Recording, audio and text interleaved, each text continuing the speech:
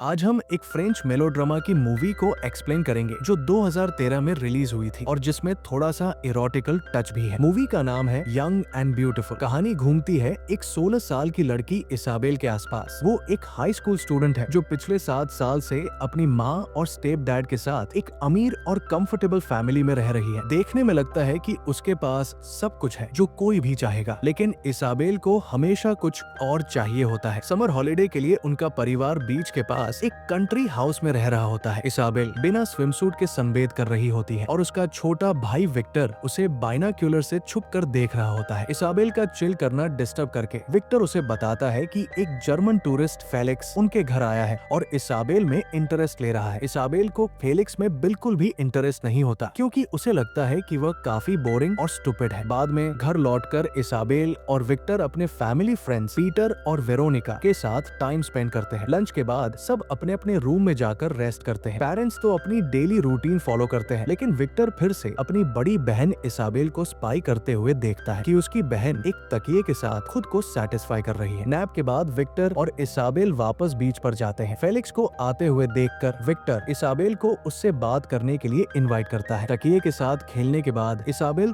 थोड़ा Dzire feel करती है और फेलिक्स के साथ डेट पर जाने के लिए मान जाती है। शाम को वो मीटिंग के लिए तैयार होती है, मेकअप लगाती है और विक्टर उसे चिढ़ाता है कि वो इजी गर्ल लग रही है। इसाबेल वादा करती है कि वो डेट के डिटेल्स शेयर करेगी अगर विक्टर पेरेंट्स को डिस्ट्रैक्ट करके उसे चुपके से निकलने में मदद करे। डेट पर जाकर इसाबेल और फेलिक्स पार्क में टाइम स्पेंड करते हैं और फिर बीच पर चले जाते हैं। एक रोमांटिक सेटिंग में तारों की रोशनी और समंदर की आवाज के बीच इसाबेल और फेलिक्स इंटीमेट हो जाते हैं, लेकिन इसाबेल को बिल्कुल मजा नहीं आता। एक पॉइंट पर उसे लगता है कि वो जैसे खुद को बाहर से देख रही हो और वो थोड़ा डिस्टर्ब और डिस्गस्ट फील करती है। घर लौटकर इसाबेल एडमिट करती है कि उसने अपनी वर्जिनिटी खो दी है, लेकिन वो साफ बोलती है कि इस टॉपिक पर और बात नहीं करनी। उसे अपना पहला एक्सपीरियंस बिल्कुल पसंद नहीं आता और वो अपने भाई से कहती है कि मॉम डैड को कुछ न बताए वरना घर में एक बड़ी लड़ाई शुरू हो सकती है। अगली सुबह फैमिली और उनके दोस्त बीच पर जाते हैं जहाँ उनकी मुलाकात फेलिक्स से होती है। फेलिक्स थोड़ा रोमांटिक और अट्रैक्टिव बनने की कोशिश करता है, लेकिन जब इसाबेल उसके साथ अकेली होती है तो वो उसे पूरी तरह इग्नोर कर देती है। उसी शाम फैमिली इसाबेल का 17वां बर्थडे सेलिब्रेट करती है। कुछ दिनों बाद उनकी वेकेशन खत्म हो जाती है और सब अपना सामान पैक करते हैं। कंट्री हाउस छोड़कर फैमिली पेरिस वापस लौट जाती है। रास्ते में विक्टर को फेलिक्स दिखता है और वो अपनी बहन का ध्यान उसकी तरफ डाइवर्ट करने की कोशिश करता है, लेकिन इसाबेल के लिए ये सिर्फ एक गुजरा हुआ रोमांस था जो अब उसके लिए बीते समय की एक धुंधली सी याद बन चुका है। जैसे ही ऑटम शुरू होता है इसाबेल एक डेटिंग साइट पर अपनी दादी के नाम और एक फेक उम्र के साथ रजिस्टर करती है। वो अपने आप को 20 साल की दिखाकर अपने से काफी बड़े आदमियों के साथ डेटिंग करने लगती है। पैसों के लिए अपने लुक्स को और भी ज्यादा अट्रैक्टिव बनाकर वो एक होटल जाती है और रूम 695 तक पहुंचती है, जहां जॉर्ज नाम का एक बुजुर्ग आदमी जो अपनी उम्र के बारे में झूठ बोल रहा होता है उसका इंतजार कर रहा होता है। इसाबेल को इस तरह की धोखाधड़ी से डर नहीं लगता क्योंकि वो हर वो चीज करने को तैयार रहती है जो उसे वादे के 300 यूरो दिला सके। इसाबेल लालच में आकर जल्दी ही जॉर्ज के साथ समय बिताने लगती है। जॉर्ज उसे मुंहमांगी पेमेंट देने के लिए तैयार होता है, चाहे वो एक रात हो या पूरा वीकेंड, लेकिन इसाबेल उसे बताती है कि वो सिर्फ वीकडेज और दिन के समय ही काम करती है। इसका कारण है उसके माता पिता का स्ट्रिक्ट होना और स्कूल, लेकिन इसाबेल इस बारे में जॉर्ज को कुछ नहीं बताती। घर लौटकर इसाबेल अपने बेडरूम के वॉलेट में कमाई हुई पैसे रखती है और अपने भाई के साथ समय बिताती है। शाम को वो डेटिंग साइट पर नए क्लाइंट्स के साथ चैट करती है और अडल्ट फिल्में देखती है। स्कूल में अपनी असली पहचान को सीक्रेट रखते हुए इसाबेल अपनी दोस्त से झूठ बोलती है कि वो अभी भी वर्जिन है। वो मानती है कि वो एक बड़े आदमी के साथ डेट कर रही है, लेकिन दावा करती है कि वो आदमी करीब 30 साल का है, जबकि असलियत में वो लगभग 80 साल का है। रिसेस के दौरान क्लेयर उसे बताती है कि उसकी एक दोस्त पैसों के लिए मर्दों के साथ डेट करती है। क्लेयर ये भी कहती है कि वो भी ऐसा कर सकती है अगर उसे कोई ऐसा ईमानदार आदमी मिल जाए जो उसकी शॉपिंग का खर्च उठा सके। इसाबेल अंदर ही अंदर खुश होती है क्योंकि वो पहले ही अपनी बॉडी का इस्तेमाल करके पैसा कमा रही है, लेकिन वो ये राज क्लेयर को भी नहीं बताती। स्कूल के बाद इसाबेल अपनी माँ से झूठ बोलती है कि उसे एक्स्ट्रा क्लासेस लेनी है और वह अपने क्लासमेट के साथ एक प्रोजेक्ट पर काम कर रही है। पढ़ाई लिखाई और फ्यूचर के बारे में सोचने के बजाय इसाबेल सीधे एक टॉयलेट में जाती है जहाँ वो एक नॉर्मल स्कूल गर्ल से एक सेक्सी और बोल्ड लड़की में ट्रांसफॉर्म हो जाती है। एक और डेट के लिए जल्दी में वो एक आदमी को सेड्यूस करती है और उसकी सारी डिमांड्स पूरी करती है, लेकिन क्लाइंट उसे पूरा पेमेंट नहीं करता वादे किए गए अमाउंट अमाउंट का सिर्फ आधा देता है। उसका कहना होता है कि इसाबेल इससे ज्यादा की हकदार नहीं है और वो ये भी गेस कर लेता है कि इसाबेल अपनी उम्र के बारे में झूठ बोल रही है। वो उसे धमकी देता है कि अगर वो चाहे तो उसके माता पिता को बता सकता है कि वह क्या करती है। ये सब समझने के बाद इसाबेल अपनी सर्विस चार्जेस बढ़ा देती है और अब वो एडवांस पेमेंट लेना शुरू कर देती है ताकि कोई और उसे धोखा न दे सके। उसके मॉम डैड नोटिस करते हैं कि वो शावर में ज्यादा समय बिता रही है और अपने दांत बार बार ब्रश कर रही है, लेकिन उन्हें समझ नहीं आता कि ये सब क्यों हो रहा है। शाम को मॉम डैड उसे थिएटर चलने के लिए कहते हैं। इसाबेल पहले मना करती है, लेकिन उनकी जिद के आगे हार मान जाती है और अपनी फैमिली के साथ शाम बिताने के लिए तैयार हो जाती है। थिएटर के इंटरमिशन में इसाबेल थोड़ा वॉक करने के लिए हॉल में जाती है और वहीं अचानक अपनी माँ को पीटर के साथ देख लेती है। उसे एहसास होता है कि उसकी माँ पैट्रिक को धोखा दे रही है। इसी दौरान वो जॉर्ज को एक यंग गर्ल के साथ देख लेती है और उसे एक ऑकवर्ड सिचुएशन में डाल देती है। उसके बाद इसाबेल को जॉर्ज का एक मैसेज मिलता है जिसमें वो मीटिंग की बात करता है। वो फिर से जॉर्ज के होटल जाती है और उसके साथ समय बिताती है। जॉर्ज अपनी उम्र के बावजूद इसाबेल को प्लेजर देना जानता है और वह एक ऐसा अकेला आदमी बन जाता है जिसके साथ इसाबेल को अच्छा लगता है। जॉर्ज इसाबेल के लिए जेंटल और अटेंटिव होता है, लेकिन वो समझ जाता है कि इसाबेल अपनी उम्र के बारे में झूठ बोल रही है। सच्चाई ये होती है कि वो थिएटर में अपनी बेटी के साथ था और एक्सपोज होने से डर रहा था, लेकिन उसने महसूस किया कि इसाबेल अपने मॉम डैड के साथ है और वो बिल्कुल नहीं चाहती कि उसके मॉम डैड जाने कि वो पैसा कैसे कमा रही है। जब इसाबेल वहाँ से जाने लगती है तो जॉर्ज थोड़ा जलन भरे अंदाज में पूछता है, तुम्हारे कितने क्लाइंट्स हैं? लेकिन इसाबेल इस सवाल को इग्नोर कर देती है। इसके बाद सारे बूढ़े मर्दों को सेटिस्फाई करते हुए इसाबेल बड़े शिद्दत से अपने पैसे कमा रही होती है। जब वो घर वापस आती है तो देखती है कि उसका छोटा भाई अब धीरे धीरे बड़ा हो रहा है और अब लड़कियों में रुचि लेना शुरू कर चुका है। अपनी व्यक्तिगत जिंदगी के बारे में बात करने से वो अभी भी डरता है और खुले विषयों पर चर्चा करते हुए शर्मिंदा महसूस करता है, लेकिन इसाबेल को ये सब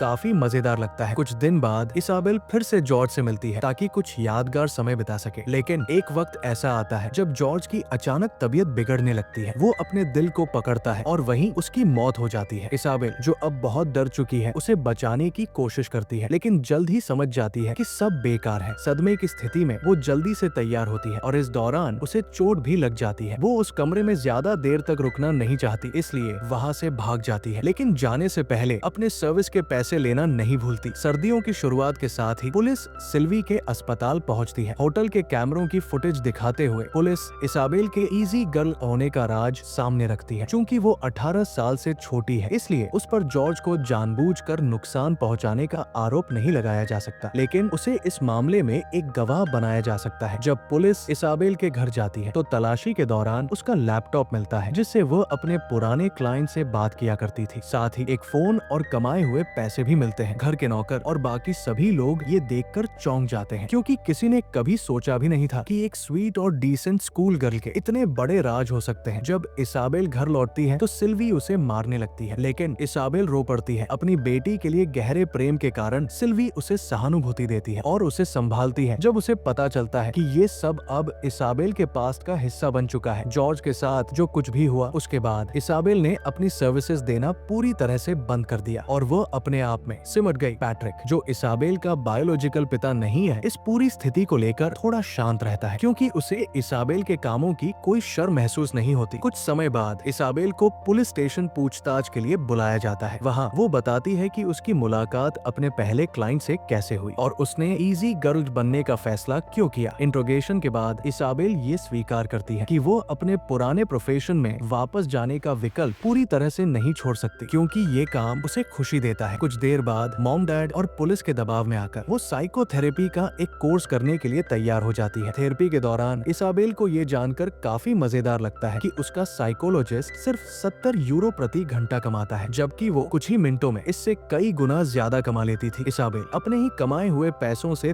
थेरेपी का खर्च देने को तैयार होती है और वो अपने साइकोलॉजिस्ट को इम्प्रेस करने की कोशिश करती है कि वो उसकी माँ को मना ले कि इसाबेल अपनी पूरी कमाई वापस देने को तैयार है। एक नई जिंदगी की शुरुआत करने के लिए इसाबेल एक नौकरी तलाशने लगती है और फिर पीटर और उसकी पत्नी के बच्चों की नैनी बनने का फैसला करती है। रात को बच्चों को सुलाने के बाद वो बोर हो जाती है और अपनी शामों को दिलचस्प बनाने के लिए एक रबर टॉय का इस्तेमाल करती है। जब पीटर घर लौटता है वो इसाबेल से कहता है कि वो उसे घर छोड़ देता है, लेकिन वेरोनिका उस पर भरोसा नहीं करती और खुद फैसला करती है कि वो इसाबेल को घर छोड़ेगी। इसाबेल हल्के अंदाज में इशारा करती है कि असली डर उसे मुझसे से नहीं बल्कि मेरी माँ से होना चाहिए, लेकिन वह ये बात सीधे कहने की हिम्मत नहीं कर पाती। घर लौटने के बाद इसाबेल अपने सौतेले पिता पैट्रिक के साथ हल्के फुल्के अंदाज में फ्लर्ट करने लगती है। वो कहती है कि उसके ज्यादातर क्लाइंट्स पैट्रिक जैसे ही थे, बस थोड़े और बुजुर्ग। पैट्रिक इस बात पर शांत रहता है क्योंकि वो इसाबेल को अपनी बेटी की तरह मानता है। इसके बावजूद सिल्वी अपने पति को लेकर अपनी बेटी से जलन महसूस करती है और एक बड़ा हंगामा खड़ा कर देती है। पैट्रिक सिल्वी को समझाता है और इसाबेल से बात करने को कहता है ताकि ये टकराव खत्म हो सके और जो कुछ हुआ उसे भुलाया जा सके। इसाबेल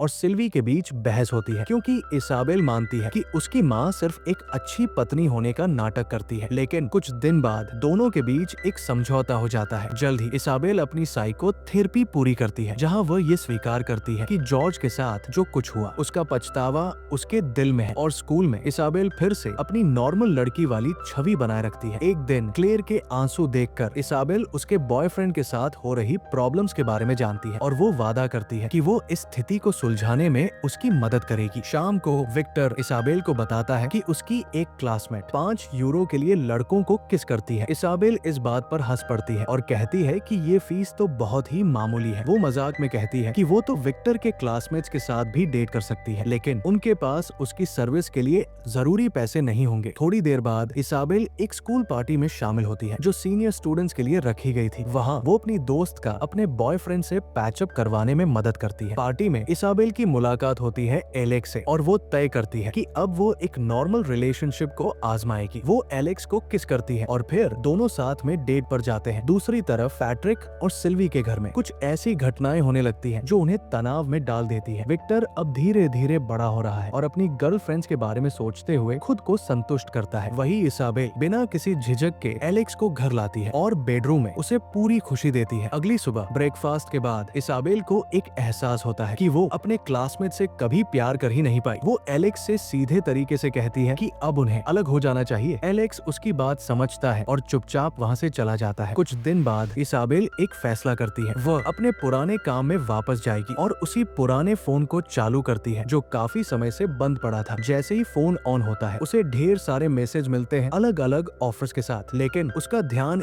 एक खास मैसेज पर जाता है। ये मैसेज एलिस का होता है जो स्वर्गीय जॉर्ज की पत्नी है। एलिस उसे उसी होटल में मिलने के लिए बुलाती है जहाँ जॉर्ज ने अपने आखिरी पल बिताए थे। इसाबेल और एलिस वो कमरे 695 में मिलती है। थोड़ी बातचीत के बाद दोनों वहाँ जा पहुँचती है। एलिस नम्रता पूर्वक इसाबेल से पूछती है कि उसके पति और उसके बीच जो इंटीमेट रिश्ता था उसकी जानकारी दे और इस सच्चाई को जानने के लिए 300 यूरो देने का वादा करती है। एलिस इसाबेल से कहती है कि अपने कपड़े न उतारे, बस उसके पास बिस्तर पर लेट जाए। ये एक तरह से अपने पति को अंतिम विदाई देने का तरीका था। इसे समझकर एलिस शांति से जॉर्ज की यादों को छोड़ देती है और कमरे से बाहर चली जाती है। कुछ देर बाद जब इसाबेल उठती है उसे एहसास होता है कि एलिस चली गई है। उसी पल ये सच्चाई उसके दिल में उतरती है कि अब वो भी अपना अतीत छोड़ सकती है। उसने समझ लिया कि जो कुछ भी हुआ वो अब उसका पास्ट है और उसे बदला नहीं जा सकता। यहीं पर ये फिल्म समाप्त होती है। Thank you for watching.